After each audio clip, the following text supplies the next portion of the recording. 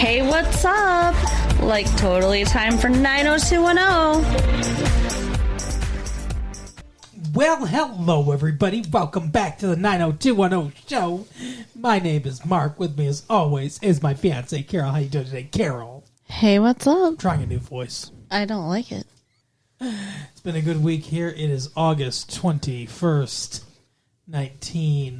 the year of our Lord, 1998. Oh, my. Somebody's bored today. Valerie's trying to spice things certainly not bored. No, nobody in this episode's bored. Noah seems bored. Oh, yeah. Okay, I'll give you that This one. might as well be an episode of Horny Creek. Right. But instead, it's 90210. Yeah, I think the horny award this episode goes to Brandon and Kelly. It's not even a contest. Right. They're just Certainly not David. humping all over the place. Yeah, with no explanation. Yeah. Well, no, there was a little bit of an explanation. In the very beginning of the episode, Yeah. they were having dinner, right? No. No, they were... In the very beginning of the episode, they were getting up in the morning, getting ready for work. He was getting out of the shower, and she was going to go into the shower. And she's like, do you realize that you get out of the shower at 8:40 a.m. every morning? As though that's like the worst thing in the world. Mm-hmm. Because, Yeah, go ahead. No. I was going to say, and she says, maybe this routine is indicative of our relationship. Yeah, she basically says she's bored. She's like, we're 22 and we should act like it. You get into trouble. Do stuff that Dylan would do. She misses Dylan. She does. So Brandon then surprised... But it's weird, though, because she doesn't realize that Brandon's a boring asshole. Mm-hmm. This is the guy that wanted to stay home on Halloween and hand out raisins with his parents. Right? Like, I don't understand. I think she even mentions, like, his favorite ice cream flavor is vanilla or something. Yeah. Like, that's fucked up. Nobody's favorite ice cream flavor is vanilla. If you look in the term milquetoast in the dictionary, there's a picture of Jason Priestley. There's a picture of Bryant Gumbel. But if you look really closely, he's holding a picture of Brandon. Okay. Who the hell's Bryant Gumbel? He was on the... Okay. But Katie Couric and Bryant Gumbel. You don't know him? I know Katie Couric. Oh, okay. But Brandon decides to surprise her with dinner. And he calls his mom in Hong Kong. He's like, Mommy, how do you make something? And how do you make a dinner that's going to get my girlfriend to fuck me? Oh, doing that in a child's voice is just the worst. And he's talking to his mom. Stop. It's gross. It's a grody. Ooh, grody Jody. No, but while they're having... Do you remember what he made? It's like you live to interrupt me. It's like your whole life's a goal. You interrupted me early in the episode, and now I'm just doing it to you at every turn. Did I interrupt you? I don't know. Maybe. Poor baby. Maybe I was interrupting you, and you interrupted my interruption. I don't know. Dear Lord. Brandon made her fucking dinner, okay? Yeah, he made her fucking dinner is right. And then she's all like, I want to jump your bones now because they're talking about doing interesting things and whatever. It was weird. And then he does the classic thing where he shoves all the stuff from the table. But I did notice that, I don't know if Props was like, hey, don't break any of this stuff, Jason Priestley, or what, but he like gently shoves it over. I think that's just more of his personality. Instead of sweeping it off the table, he's like, let me make a little room here. Now I'll lay you down. Yeah, so they fuck on the dining room table, and then they leave the mess for the whole night. Yeah, that's weird. Like, that tablecloth is ruined now. It's stiffer than a... Ew, that is not even what I meant. Oh, what the fuck is wrong with you? They did, though. They left the mess. There's food and plates and shit laying around, and, like, there's a loaf of bread on the floor. Like, Valerie and Steve wake up, and they're like, were we robbed? What happened? And then, like, Brandon and Kelly just start pawing each other like they're in heat. And Brandon says, we couldn't make it to the bedroom. And Steve's like, yeah, okay, what really happened? They don't believe them. Right. Because they're so boring. Yeah. Well. And they say to Noah, are we boring? And he goes, no. And then his nose grows. Yeah. I mean, it's kind of crazy that they can be boring with all the stuff that's happened to them. I guess, yeah. It's pretty boring to get shot, I guess. You'd think it to be addicted to cocaine. Right, you'd think these things would make... What the fuck? Sorry. Speaking of boring. I'm just tired. I'm not You're bored. boring yourself. Goodness gracious. Great balls of fire. Mm-hmm. I lost my train of thought completely. Oh, No. Where is it? Oh, no. Just you'd think that all the experiences would make at least Kelly more interesting. I guess. Yeah, Brandon doesn't do shit. Yeah, he hasn't experienced the stuff. He's just, like, around it. He's like... He just travels to Texas and vaguely deals with some racism. And fucks Emily Valentine every chance he gets. Yeah, he does. That's about it. That's Brandon. I think he was on Euphoria once, remember that? Not by choice, though. Like, they had to force him. They're holding him down. Take it! Didn't she put it in his drink or She something? did. She slipped him a Mickey. Yeah, no good. So... That's the entirety of their storyline, by the way. This episode is fucking. Yeah. They have their little scene there, and then he's at the newspaper and she calls and she's like, I can't stop thinking about it. And he's like, yeah, Steve asked me what's up with me all day or whatever. And she's like, Brandon. He goes, I already heard the dripping. I'm on my way. Ew. Why do you gotta make it gross? Like a leaky faucet. Stop. What do you mean, why do I gotta make it gross? Well, I mean, like, just the fact that they're horny for each other isn't gross. You add leaky fucking faucet, that's nasty. Oh my God. She's like, I can be home in 5 minutes, and he's like, I can be home in 3, and they like race It home was like, to go let's fuck. make a deal. Yeah. Yeah. Or not let's make a deal. I mean, name that tune. But anyway, so yeah, so that's another instance where they have sex. Then they're going to a party and they're on an elevator. And they're like they're like kind of like dry humping each other. And there's old people. Elevator. There are old couples looking like, this is not great fun. I mean, like, it's really, really inappropriate. This is like some kind of fancy party. It's a ball. Yeah, well, there's some balls going Right. on. So then they just go back in the elevator like they're going to fuck. But, like, how do you do that really? Like, Stop the elevator. do you think that's what they did? Probably, yeah. Loving an elevator, living it up while we're going down. That's awful. Well, talk to Liv Tyler's dad. He wrote the song. So, and then, yeah, I think that's all they do. Yeah. Just the sex. And then they leave the party. To go have more sex. And lay in bed together. And she's like, I couldn't wait to, let me show you. Like, so that means they had sex like 3 times in one day. I think it's supposed to be over the course of 2 or 3 days, but yeah. Well, the elevator and the sex later that night were definitely in the same day. Okay, yes. So, that's still... I think the coming home from the newspaper, I think, was the day before. Okay. And then I believe the other sex was the night before. So they had sex 4 times in 3 days. I guess that's not... I mean, they're 22. That's not that bad. Yeah, it's not horrible. So I wonder how long this will last, or if they'll just move on to something else next Until episode. chafing, probably. Yeah, no, I think they're done. I think they're done with the storyline. Yeah. I don't think their horniness is going to infect another episode. Good, because they're going to gross me out now, because all I'm going to think about is a leaky fucking faucet. Oh, you freak. Well, there's 3 other storylines, I guess. Well, 4, I suppose, if you consider Donna's storyline. You want to talk about Donna's storyline real quick? Because it's nothing. Sure. So Donna's, scrambling to find a job because Valerie stole all her clients. And she meets a woman who she believes is a fashion designer. No, that her husband was in fashion or whatever. Her husband was a fashion designer. Yes, her last name is Garibaldi. Right. So I assume that she's a train magnet or something. Why would Donna think that the wife of someone in fashion was going to be able to get her in fashion? She owned the company now, I guess, or because whatever. he passed away. I don't know, yeah. So somehow she ends up agreeing to, like, fucking help her do a seance instead of, like, actual fashion shit. Like, she tries to talk to her, too, about, like, her designs and stuff, and she's like, oh, I might have you whip up a couple dresses, but first you got to help me with this. Right. So she finds a psychic. She struggles to find a psychic. Actually, Steve kind of finds her for her. Sort of. Like, This woman comes in to the newspaper. I think she wanted to advertise or something. Yeah.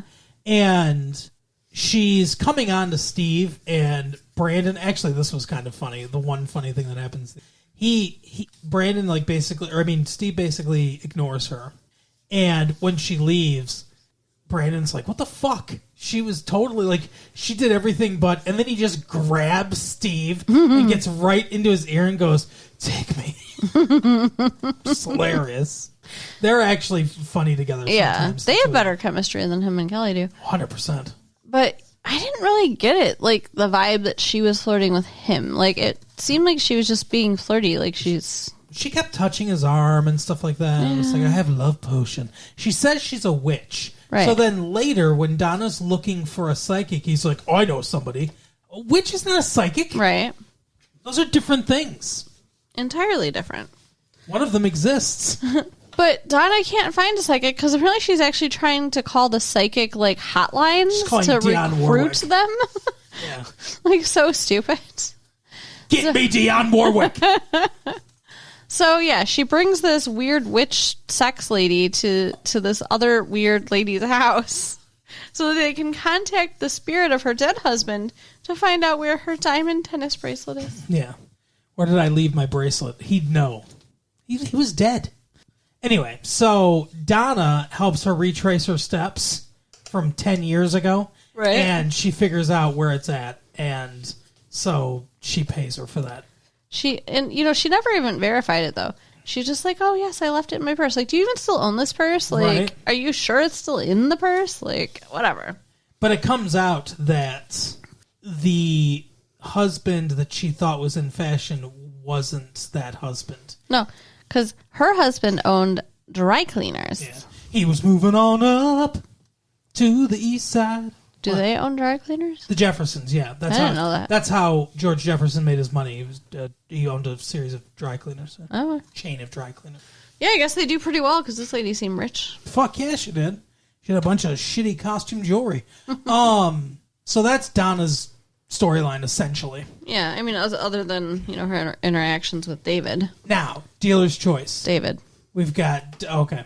All right. Oh, I'm sorry. Do you want to describe to me? I was just going to say, we've got David, we've got Steve, and we've got Valerie. Okay, so again, I choose David. All right, let's do it. Okay. So, he is a mess. Yes, he is. He takes Donna with him in the car. It was like he read a book that said mistakes and how to make all of them. Right. And he did it in this episode. So he takes her in the car with him and then tells her to wait in the car while he goes to take care of his phone bill. Yeah. And she's like, why? These lines can be awful. Let me come in with you. I don't want to wait in the car. And he's like, it's a bad neighborhood, and I just want to leave you here alone in an open Jeep. She's like, it's Beverly Hills. Like, you cannot sell a bad neighborhood thing in Beverly Hills, right, David. No shit. But he asked her to call somebody, so he keeps her in the car doing that. He goes in and tries to pay the water bill with a phone bill with a credit card. His phone bill's been cut off. Yeah. The total bill is $89. And the dude is like, oh, you can't just pay this. There's a $25 reconnection fee. There's taxes. There's late penalties and stuff like that. He's like, and the total comes to $89. Now, look, I understand.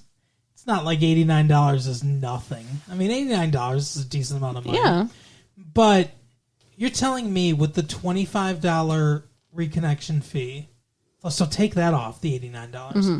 Take off the late penalties and that kind of stuff and everything. What was that bill, like $50? Like, less. He couldn't pay that? Apparently not. That's crazy to me. Well, when you got no money, you got no money. He has no money coming in. But he had a credit card that he paid that fucking extra late fees on. I'll tell you what, he's learning, David is learning that it is expensive to be poor. Right. That is true. So he whips out 3 different credit cards before he gets one to go through. Oh, and this motherfucker smiles the whole time. He's like, that got declined. I think maybe the guy working at the phone place in Beverly Hills does not live in Beverly Hills, and he hates everybody who has money. We have a whole backstory for this clip.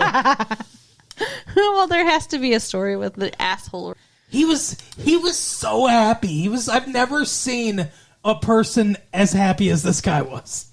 Not even Brandon, who just had sex. So then he goes to the club. Oh, yeah. He tries a third card, by the way. And the guy's like, third time's the charm. Yeah. It is I, Snagglepuss. And it works, so.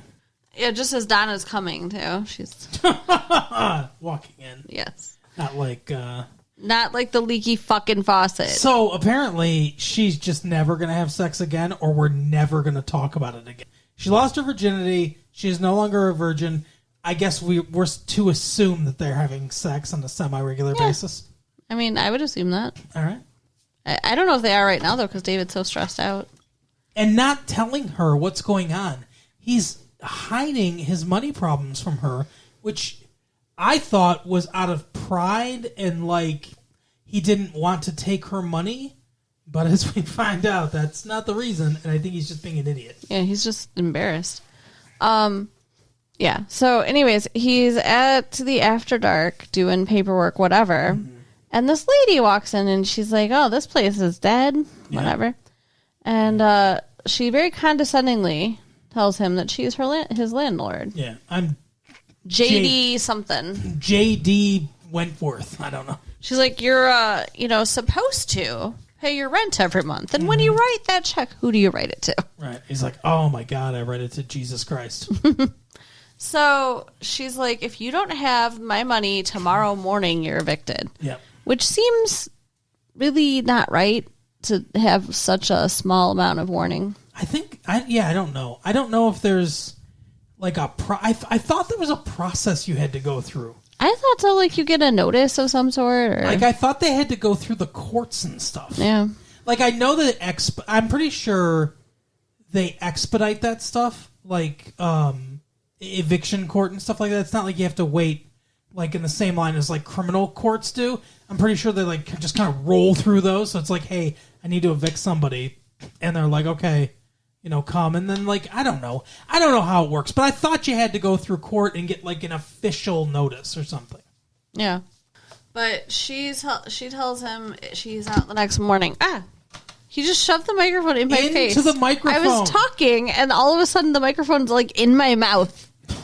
I don't want to eat the microphone. Yeah, you can't fit that microphone in your mouth, babe. Oh! But we have big microphones, okay? It's all right. Yeah, your eyes were closed, but you have to talk into the microphone. Not to the side of it. I don't like talking into the microphone. Well, you can make it lower if you want. You just have to, like, your normal talking into the microphone is good. So, anyways, he finds that he has actually been evicted the next day. Like he's got a red notice. Yeah, and a big padlock on the door. Which, like, that's another question I have, though. Like, all his shit's in there. This whole thing is weird to me because I thought Nat owned the building. No, I don't know. You kept saying that the whole time we were watching. I don't know where you got that idea from. I got that idea from this. When Rush Sanders and Dylan were first talking about opening this fucking club and everything next to the Peach Pit, some rug dude or whatever owned it. Right. And they bought it from him, I thought. No. Well, then what did they pay for? They buy him out of his lease? They're leasing. I don't know. I thought they paid for something. They needed money up front for some reason.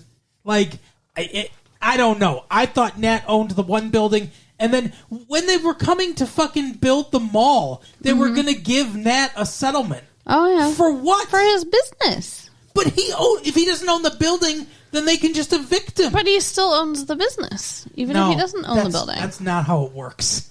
That's not. They would have just gone to the person that actually owns the building and bought the building from them. Then they would have either canceled the lease or waited out the lease of all the people that are occupied in there. I think this is a retcon of the nastiest order, in my opinion. Whatever. And Nat is supposed to own 50% of this business. How does he not understand what a black hole this business is? Yeah, I don't know. You're right. There's a lot of weirdness. It doesn't make any sense. It was that Valerie and David owned it, and now it's just David. But you're right. It should have been Nat, too. It was Valerie and David owned half of the half. They each owned a quarter. And Nat has always owned 50% of this business. But he knows nothing about it and isn't helping it anyway. Apparently not. I don't know. It makes no sense. Yeah. I mean, I agree. It's probably just them not paying attention to their own show writers. Yep.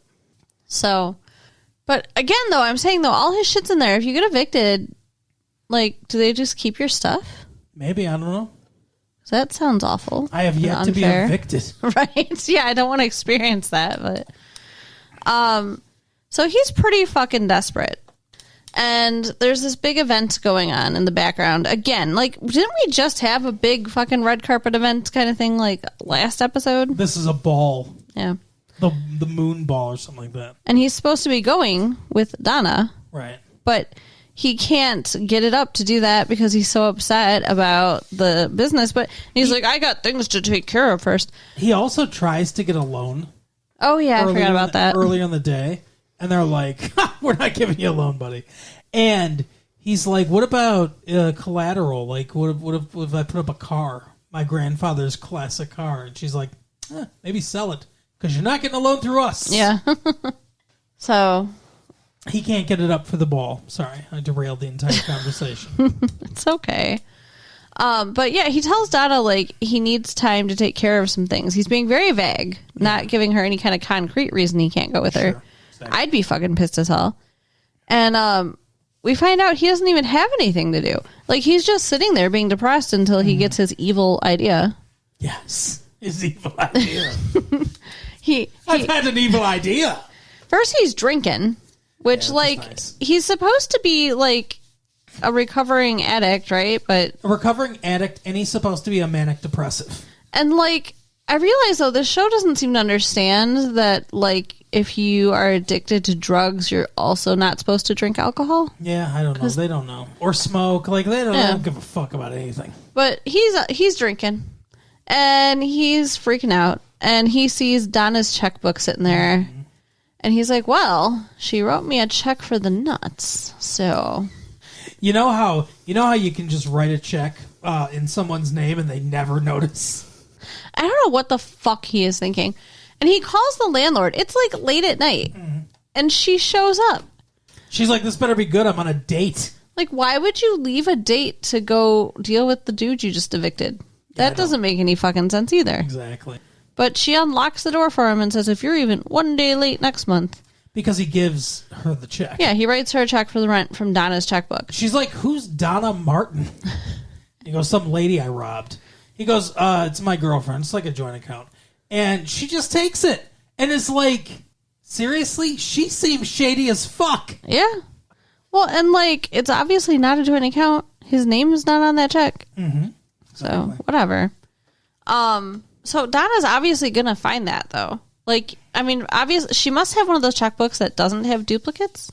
I don't know. Maybe he just ripped out the other one. But, I mean, I don't think any checkbook doesn't have duplicates. No, they do. I've seen it. And I think that's a stupid-ass idea, but yes. Well, how are you supposed to keep track? I don't know. I mean, I would be You're so freaked out about the concept. I'm already lost. Are we boring? I'm already lost when it comes to checkbooks. I can't even imagine not having it. But yeah, so she's going to find out. It's going to be bad. And like, had he not paid the lady and gotten back in, obviously that's something he couldn't hide from her. Why didn't he just tell her, hey, these are the problems I'm having right now? And she would give him the money. Absolutely. But instead he steals it. He was freaking out because she bought him cufflinks. Because she got a bonus from the freak. The psychic, yeah. And not the psychic, the lady. Yeah. And he's like, you shouldn't have spent money on this. Yeah, he really like shames her. He's like, how can you be wasting money on this? You just had one job and it's not even going to turn into anything. He could have talked to his dad. Yeah, his dad has money. Yeah, you know what? We keep saying Donna has money. Her family, so does his family. Yeah. So it's fucked up. The whole thing's fucked up. I guess we shouldn't assume that just because her family has money, she also has access to the money. I mean, I know, I get that he's like ashamed or whatever, but here's the thing. It's not like the club is doing bad because he's embezzling money to like buy drugs or gamble or like whatever. You know what I mean? The club's losing money because it's just not doing well right now. Right. Business is down and bad and he can't cover expenses. Like, that sucks, but it's not really something to be ashamed of. Yeah. I don't know where the shame comes in. I don't know why he can't be like, hey, Dad, I'm telling you, I'm stressed as hell because of this club. Now, maybe his dad would be like, I told you never to buy that club.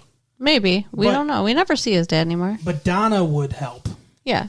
For sure. And her dad's nicer than his dad. So. The actor that plays his dad is too busy playing a live-action Mr. Potato Head. Right. So, I don't know. It's going to be all kinds of bad next episode. And then who else do we got? We got Valerie. Valerie, and Steve. Steve and Carly. So which one do you want to do? Do Steve and Carly. All right. We'll end with Valerie. So Steve invites Carly to go with him to the ball. Yeah. And she's super excited, and she borrows a pretty dress from Donna. Oh, yeah. And talks about how she used to go to formals when she was in college. And, for the 1 year she was in college. Yeah.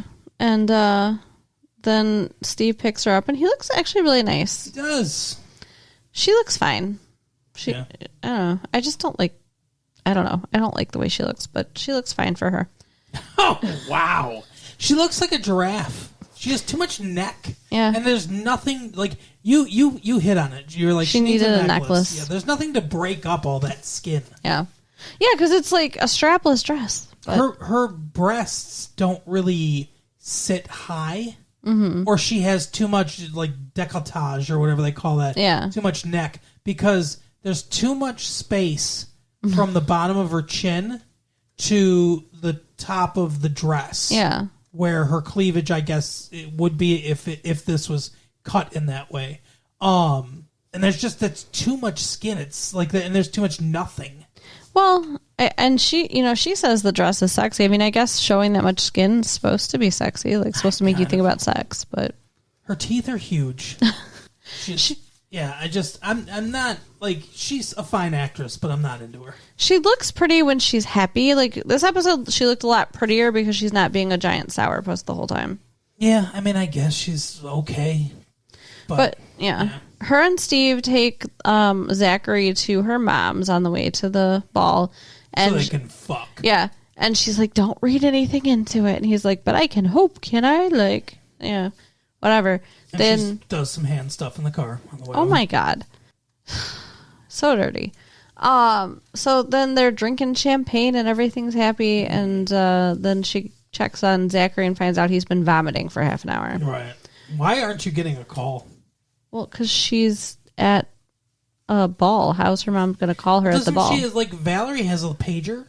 Like, okay, Valerie's got more money than her. I guess. I don't imagine that I mean, that's why she was going to call her. One of these people has a cellular telephone. I remember we saw it before. Yeah. She's poor. She doesn't have that shit. That's true. I guess that's true.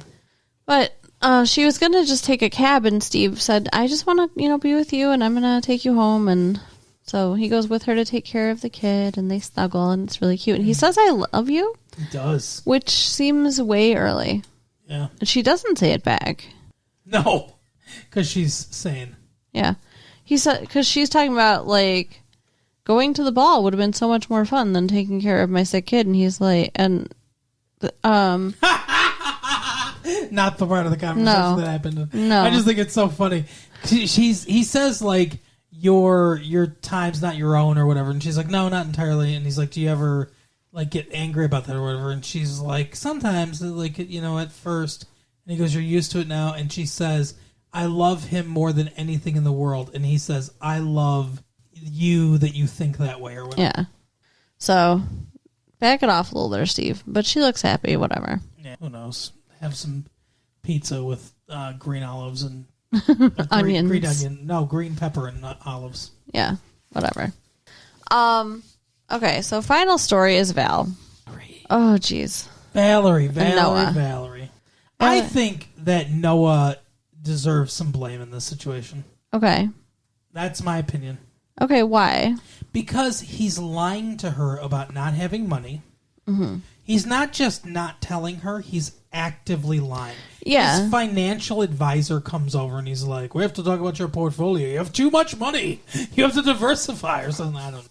But he goes to leave, and Valerie's walking in at the same time. She's like, who's that? And he's like, somebody that wants me to deal with his boat. It's right. like, that's a lie. You're lying. He was also very drunk. He's just sitting there drinking by himself.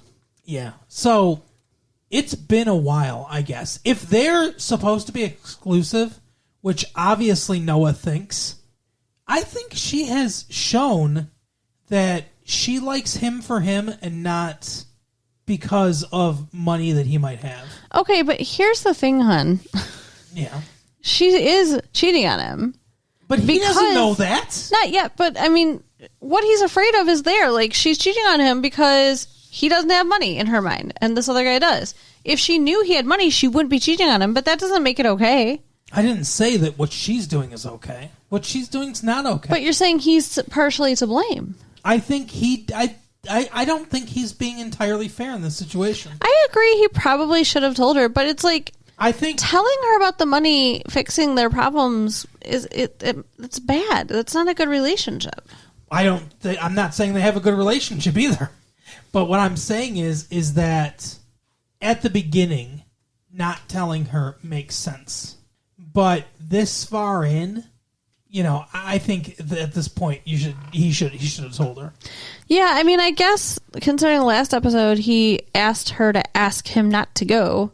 Yeah, that's what I'm saying. Like, it's weird. They should be exclusive and probably, like, honest with each other at this point. But, no. So, yeah, she's still dating Richie Rich / working for him. Yeah, I guess she's doing both. It's very vague, the whole situation.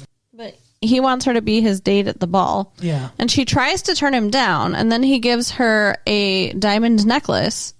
And she's immediately she's like, oh. How can I say no now? Yeah. Let's go to the ball. My faucet's leaking. That's Jesus. Gross. Well, that's what gets her going. Yeah. Is money. So she agrees to go. It seems like she's kind of trying to, like, not cheat on Noah, but then, the guy brings his money out. So, well, because he's trying to kiss her and stuff like that, and she's backing away and everything. Mm-hmm. He's like, oh, ouch, and stuff. And yeah, it seems like you said, she's trying not to. Which again, I think is, but he's never going to see that. Yeah. So she goes to the ball, but prior to this, she tells Noah about it, or he hears about it. Yeah. And she's like, well, I didn't. I kind of asked why she didn't invite him, I think. And she's like, well, I didn't think you'd want to go. Yeah, exactly. But he comes to surprise her. But he plays along like he wouldn't want to go. Mm-hmm. And then surprises her. Do you think he was planning to surprise her the whole time? I don't think the whole time. But yeah, he gets all dressed up and he sneaks up behind her and gives her a kiss on her shoulder. Mm-hmm. And then she's like, what are you doing here? Yeah, and then Richie Rich shows up and she's like, oh my God. And he's like, nice necklace, Valerie. I bet it cost you something. And she was like, I just needed a pearl necklace too. But oh my God. So I'm wondering, though, how did Noah realize what was going on? Literally all he saw was the guy walked up with champagne. Because she lied about it. He's like, hey, Cooper Hargrove or whatever. Oh, yeah. She said that he was like an 80-year-old guy. So that he tied it together pretty quickly. And then Cooper Hargrove, who, by the way, saw Noah before and was like, who's that? Looks like a boyfriend or whatever. And she's like, don't worry, whatever. All of a sudden, like, he's like, no competition. Yeah. I'm done with you now. I'm above it. I saw him kiss your shoulder. Like, you guys aren't exclusive for sure, so what are you getting all pissed off about? Yeah, his reaction was ridiculous. Yeah. But it only comes because they want her to lose both guys. Yeah. So, yeah, for the show, she does. Yep. She'll get at least one of them back. Oh, I don't know about that. Really? You think she's just going to be alone again? Yeah, probably. Oh, we'll see. But that is the episode, Carol. we have to leave you guys alone again. But only temporarily. So you can write us at latefee1994AOL.com. If you get lonely. Check out our website at www.retrolatefee.com. If you get desperate. And share the tapes with your friends. All right, we'll see you next time. Bye. Bye.